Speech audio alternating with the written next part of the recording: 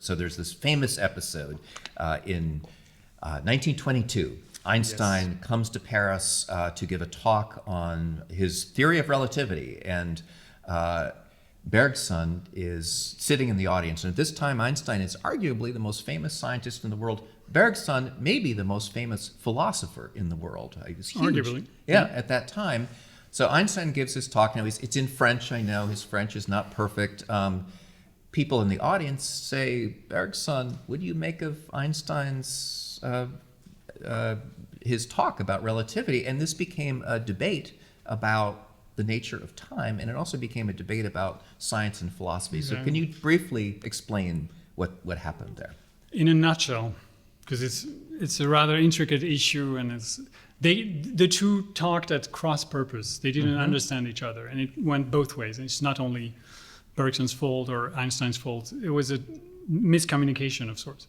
But basically what Bergson, I've studied this, and so what I came to the conclusion that what Bergson was trying to convey was the sense that not everything has been said when you, as Einstein argued, you acknowledge that there is no scientific meaning to a universal time, a universal now, ranging across the universe as a whole, and that turning this idea that simultaneity is relative, there's no universal now, that depending on your position and motion in space-time, you have different perspectives on reality, on physical reality, and as a result, the way you time things, the way you account for, temporal process is different. This notion cannot be immediately turned into a metaphysical thesis or a philosophical suggestion that Einstein made,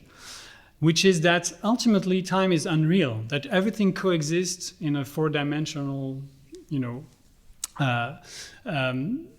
ultimately mathematical configuration where you might say all events are laid out at once.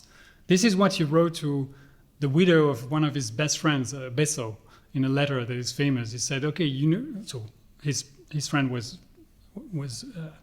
buried, and he sent this letter to the widow saying, I could not attend the funeral, but this is my thought about death. He said, we physicists, and by this he meant people doing relativity physics, we don't believe that there is such a thing as time. The time in a way is unreal, is a subjective projection. We all coexist in eternity, in four-dimensional eternity, in space-time, and in that sense, our dear friend Bessot is very much here now. It's not in the past. He's not, and so he turned it into a nice. I don't know if this was effective in terms of bringing comfort to the widow, but he made it, and in different places you can see this kind of aspiration towards a timeless view of the universal cosmic order. He made this point repeatedly in different places. It's ultimately a philosophical, deep metaphysical sense of the unreality of process. And this bothered Bergson for philosophical reasons. And if you were going to go philosophical about this, you should unpack this and make sure this is consistent. Is this consistent with the way we experience ourselves as being here now, caught up in the business of, shaping ourselves, experiencing the world, making sense of things?